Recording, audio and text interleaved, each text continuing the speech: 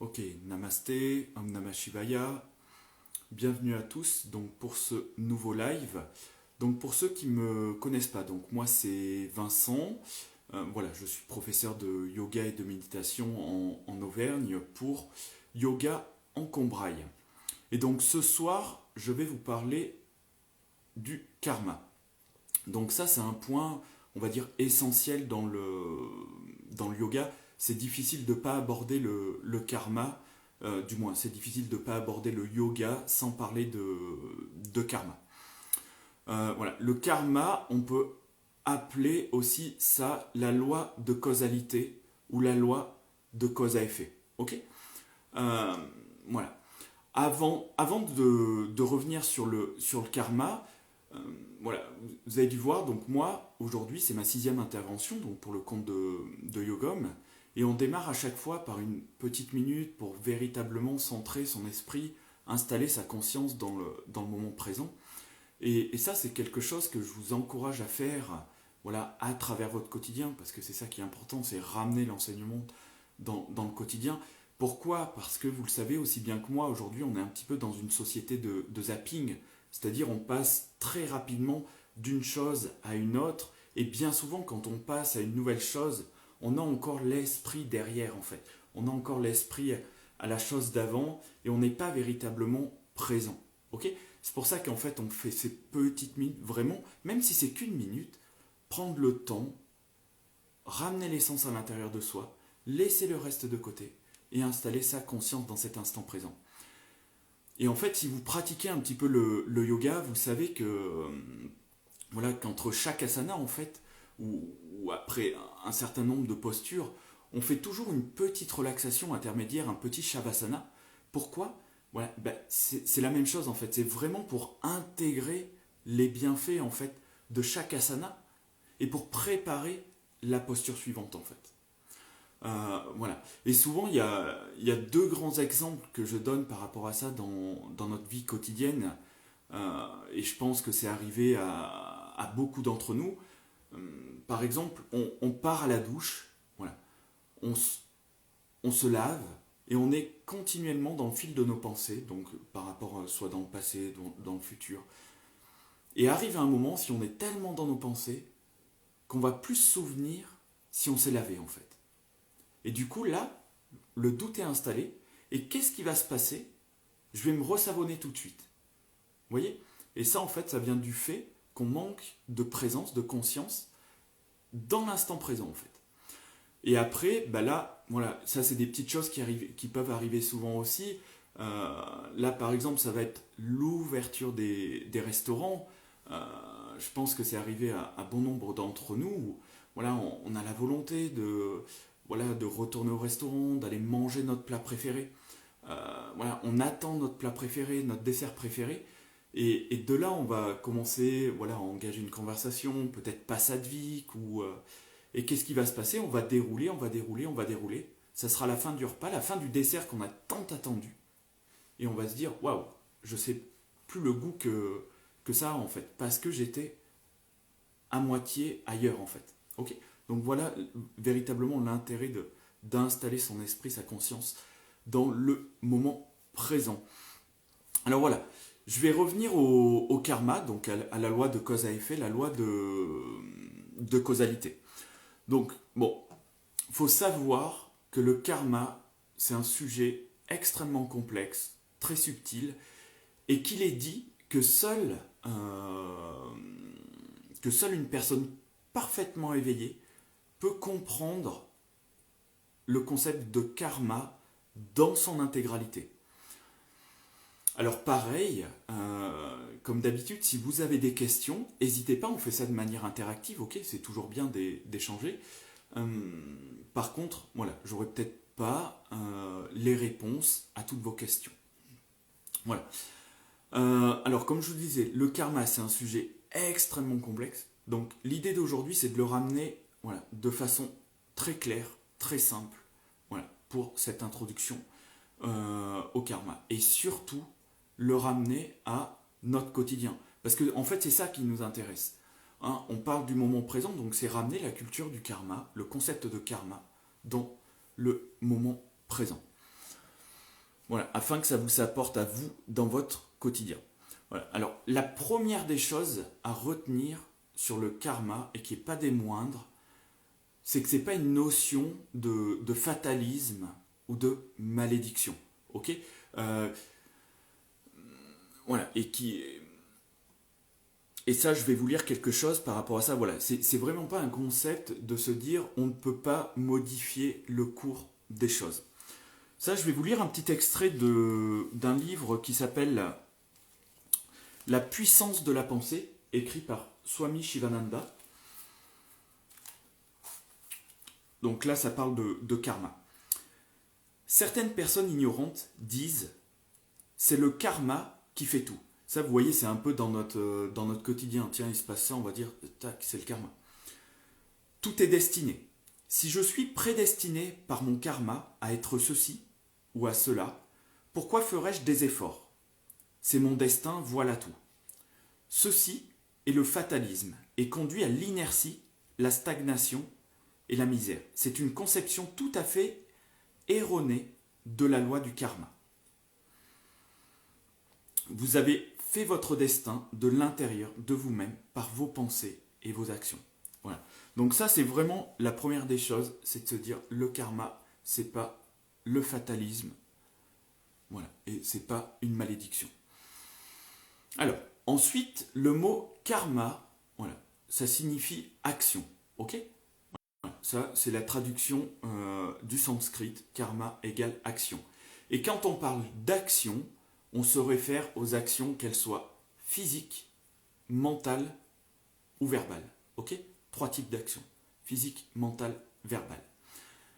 Et par rapport à ça, au mot action, là il y a un point clé à bien comprendre aussi dans cette notion de karma. C'est que chaque action est précédée d'une intention. Ok? Voilà. Et que la qualité de l'action va dépendre, bien évidemment, de la qualité de l'intention, ok, de sa motivation. Voilà. En fait, pour faire simple, tout ce qui sera motivé par une intention pure, bienveillante, euh, une intention positive, engendrera un résultat, un effet, ok, positif, bénéfique, ok. Et inversement, si l'intention est malveillante, l'action sera malveillante et entraînera justement les causes de la souffrance. Voilà. Ça, voilà, très simple. Voilà, donc avant chaque action, du moins, chaque action est précédée d'une intention. Alors après, il y a une analogie que moi j'aime beaucoup, ok, pour illustrer ce concept. Voilà, c'est l'analogie du jardin, ok, qui va être, voilà, on peut visualiser, se dire le jardin c'est l'esprit, ok, la conscience. Et dedans, dans ce jardin, on va semer des graines, ok, qui seront nos actions, ok, les causes.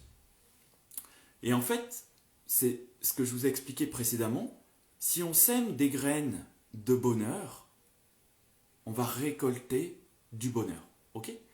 Et en semant des graines, comme je le disais, mal intentionnées, malveillantes, quelque part, on va récolter en fait de la malveillance. Et en fait, ça, c'est le fameux récolte ce que tu sèmes, en fait. Ok? Voilà. Ça, c'est vraiment le principe fondamental du karma, la loi de cause à effet. Et en fait, si vous voulez, toutes nos expériences, tout ce qu'on expérimente à travers cette vie ou d'autres vies, sont en fait les effets des causes, donc de nos actions précédentes. Là où il y a une cause, en fait, il y aura toujours un effet. Ok? Voilà. Et voilà, ça faut bien comprendre, cause égale effet, mais dans l'effet peut germer d'autres causes qui peuvent engendrer d'autres effets. Ok? Donc ça, en fait, si vous voulez, c'est une chaîne sans fin, en fait, jusqu'à la libération, jusqu'à voilà, l'état de samadhi. Ok? Voilà. Et pour faire le lien en fait avec ce qu'on a vu précédemment, avec les kléchas en fait qui sont les causes de la souffrance, si vous vous souvenez, voilà, je vous avais expliqué que la racine de toute souffrance c'était l'ignorance, ok? Que de l'ignorance en fait de la vraie nature de la réalité, ok? Avidya. Que de l'ignorance naissent les émotions perturbatrices comme les attachements, les désirs, l'aversion, la colère, la peur, ok, tout ce qui vient nous polluer le mental, et que de ces émotions perturbatrices-là engendrent nos actions karmiques en fait. Ok? Donc, d'où l'intérêt, si vous voulez, de ce travail de libération, de réaliser la vraie nature de la réalité, voilà, afin voilà, de se libérer de ces schémas-là, en fait. Voilà.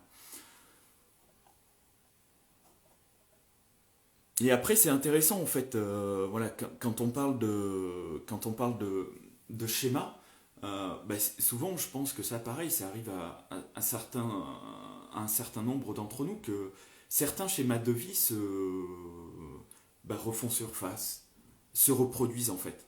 Et souvent, on ne comprend pas. Et en fait, c'est de là qu'il faut prendre le recul nécessaire. C'est qu'on a voilà, il faut qu'on change quelque chose à travers nos actions, à travers nos intentions, à travers nos pensées, pour casser ce schéma-là, pour engendrer derrière d'autres effets, d'autres conséquences. Ok? Voilà. Ça, c'est vraiment des choses très pratiques dans notre quotidien. Alors, là où ça peut venir se complexifier un petit peu. Donc, c'est-à-dire qu'on parle, donc ça vous avez compris, hein, karma, loi cause à effet, une cause, un effet. Ok?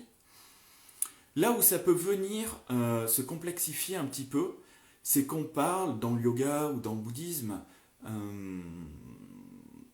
du karma à travers ce qu'on appelle le cycle de l'existence ou le cycle des renaissances ou le cycle des réincarnations, voilà, à travers samsara. Ok. Samsara, c'est le cycle des existences. Voilà.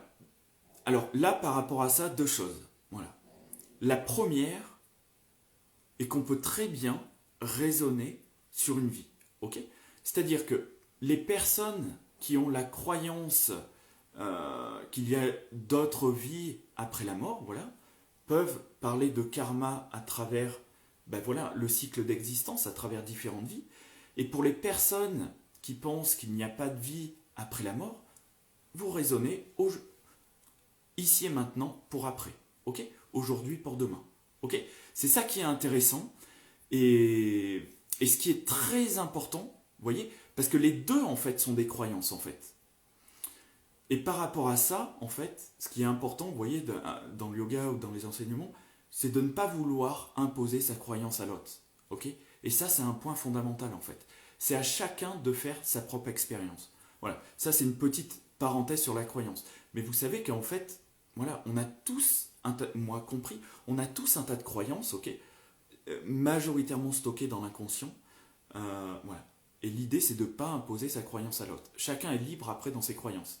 Ce qui fait un petit peu foi chez nous en Occident, c'est la science. Aujourd'hui, la science n'a pas prouvé que la vie existait après la mort, par exemple, mais elle n'a pas prouvé le contraire. Donc c'est pour ça, soit vous pourrez rester neutre, soit vous avez la croyance qu'il y a une vie après la mort, voilà, ou soit vous avez la croyance qu'il n'y a pas de vie après la mort, par exemple. Ok? Voilà.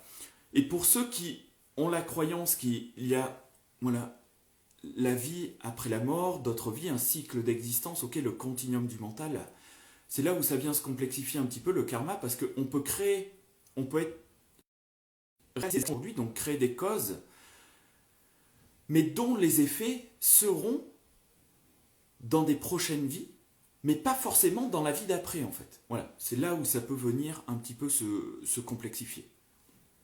Voilà. Et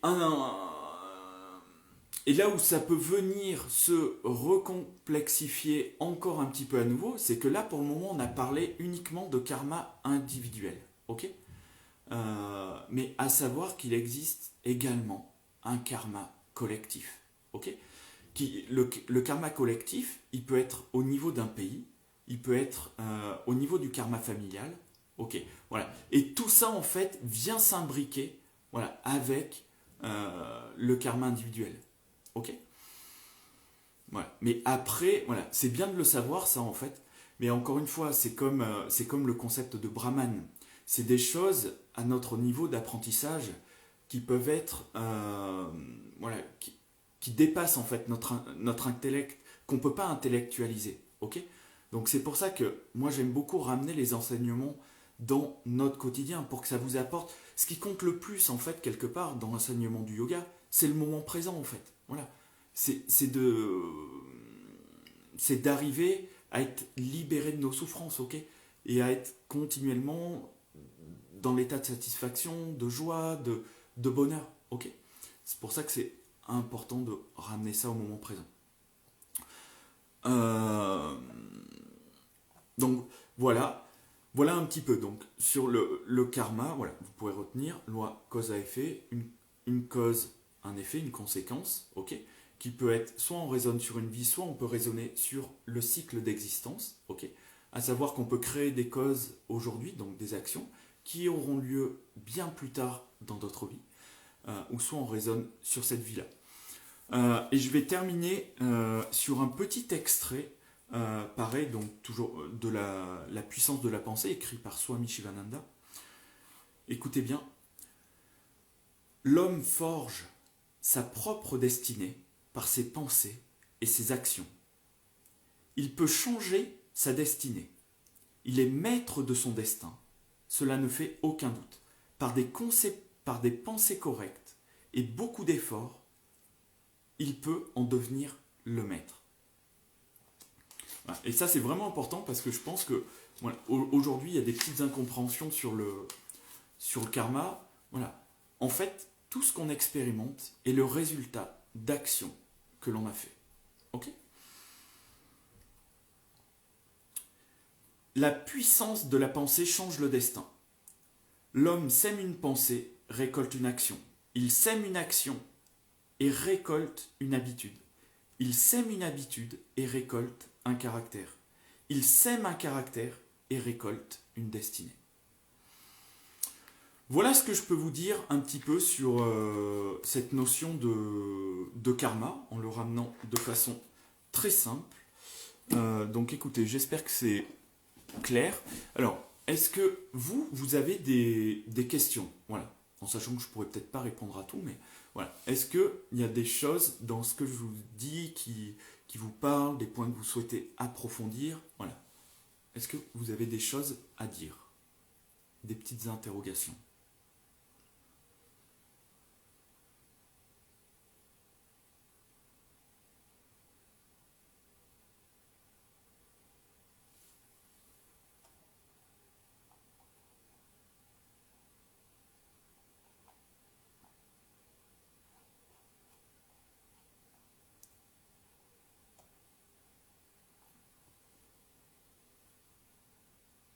Ok. Bon, je vois qu'il n'y a pas forcément de petites questions, donc écoutez, c'est que j'espère que ça a été clair. Alors, je vais. Alors, ah si, ben voilà. Il y a, quand on le dit, après il y a une question. Alors, je lis la question. Parfois, il nous arrive des choses pas agréables, mais qui ne nous concernent pas véritablement. Peut-on dire que nous avons mené de mauvaises actions? Alors, je relis la question à voix basse.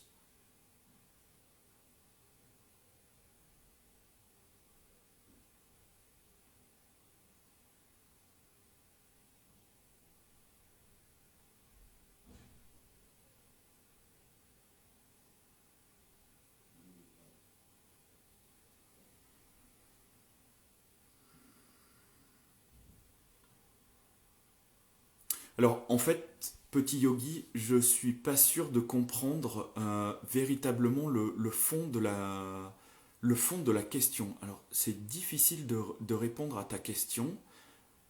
Alors, je ne sais pas si tu peux apporter une précision ou donner un exemple, si c'est pas personnel, si c'est quelque chose que tu souhaites partager.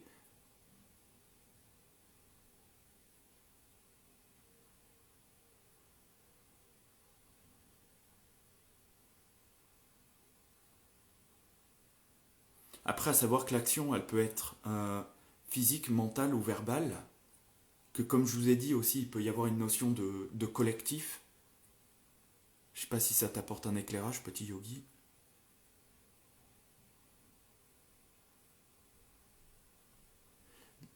Les mantras ont-ils un effet? Oui, en fait, on peut. Bon, deuxième question. Voilà, les mantras ont-ils un effet? Effectivement, en fait, on peut travailler ce qu'on appelle une purification. Il y a plusieurs types de méditation qui existent pour purifier son karma négatif. Voilà. Ça, c'est des processus de méditation qui existent complètement, avec notamment la récitation de mantras.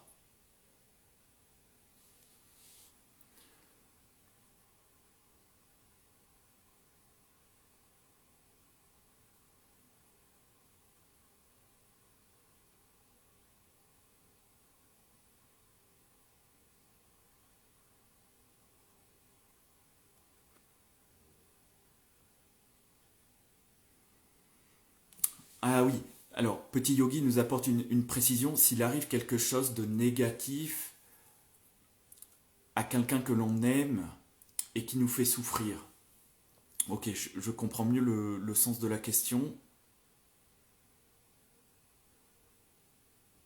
Alors, après, c'est difficile de te faire une réponse là-dessus. Euh,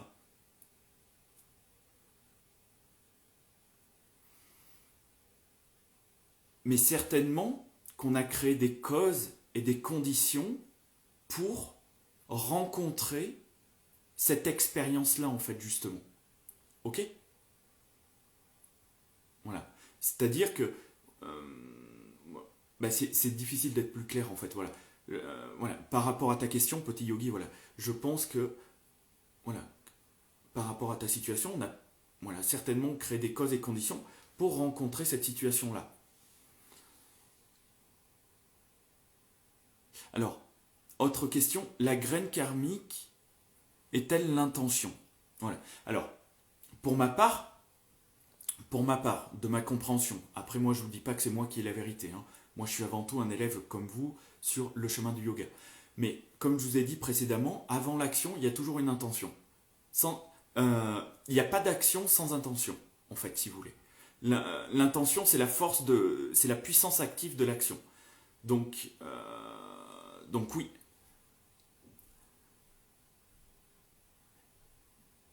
les animaux ont-ils un karma? Complètement, ouais, complètement, oui.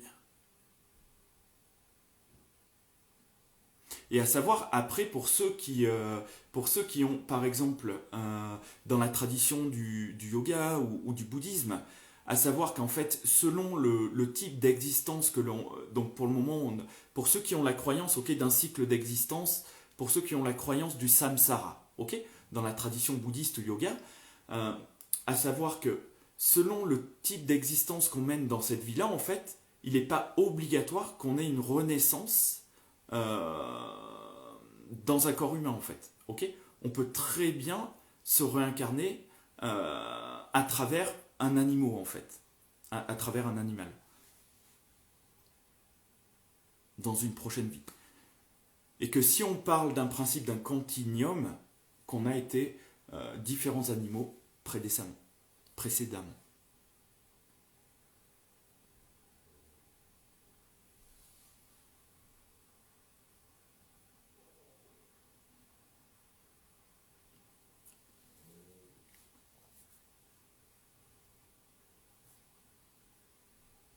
Ben écoutez, je vous remercie, donc j'espère que ça vous aura apporté un petit peu. Alors, je vais terminer par les annonces. Alors, une annonce qui me concerne, donc pour les personnes qui souhaiteraient participer à une retraite, donc sachez que moi, que sur la retraite que j'organise, il reste des places, donc une retraite dans le noble silence, yoga, méditation, 4,5 jours, 5 nuits, voilà, en Auvergne au mois de juillet, donc il reste des places. Ça, vous pouvez aller consulter mon site internet yogaencombraille.fr, ok? vous cliquez sur retraite juillet 2021. Voilà, il y a tout le programme détaillé. Euh, et après, voilà. Et après, sur dimanche prochain, vous retrouverez Laura, donc pour une intervention donc sur les Upanishads. Et quant à moi, vous me retrouverez début juin pour une première intervention donc sur un focus sur le yoga Shivananda. Voilà. Et je vous parlerai aussi de l'école Shivananda. C'est là, moi, où personnellement, j'ai fait ma formation. Et après, je ferai un focus sur le métier de professeur de yoga, où vous pourrez voilà, poser vos questions, que vous posez, est-ce qu'il est possible de vivre avec le yoga, tout ça, enfin, questions formation, les formations courtes, les formations longues, voilà, vous serez libre de vous poser des questions. Ok, attendez, je remonte un peu en arrière parce qu'il y avait une autre question. Alors, la question, alors je ne suis pas sûr d'avoir la réponse, mais dans la mesure où nous nous réincarnons, portons-nous, alors, dans la mesure où nous nous réincarnons, portons-nous notre karma humain dans un animal si nous avons fait de mauvaises actions et nous sommes plus humains? Oui, complètement en fait. Complètement. En fait, c'est-à-dire, si on parle d'un continuum, voilà, là encore une fois, je m'adresse aux personnes qui ont la croyance au samsara du cycle des réincarnations, ok, qu'on a plusieurs vies. Donc, complètement, en fait, si tu veux, en fait, donc, les intentions vont nous mener aux actions qui entraînent des effets, ok, qui vont entraîner, donc, voilà, et comme les effets qui ne seront pas, voilà, qui seront dans d'autres vies, ok, pas nécessairement la vie prochaine. Donc, du coup, si tu veux, c'est ce qu'on appelle, on a des empreintes karmiques, ok, derrière. C'est comme si la graine, elle n'avait pas germé. Et en fait, ça, c'est inscrit, si tu veux, sur notre continuum, dans notre conscience. Et en fait, quand on a un animal, bien sûr qu'on a ces résidus de karma là après derrière. Complètement, en fait. Et qui viendront quand ça sera le moment, en fait, si tu veux.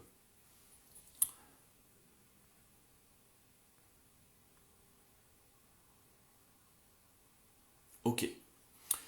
Ok, ok. Eh bien, écoutez, je vous remercie pour votre participation. Voilà, n'oubliez pas, donc si vous souhaitez, vous pouvez revisionner l'ensemble des interventions de la Yogam Academy, que ce soit les asanas ou les enseignements philosophiques, donc sur le compte de Yogam, Instagram, sur YouTube et en version podcast sur Spotify. On va simplement clôturer comme d'habitude par 3 hommes.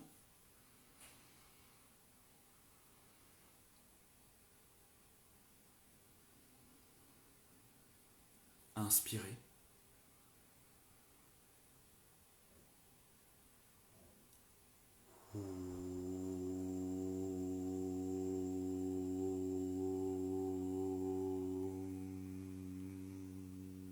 Inspire.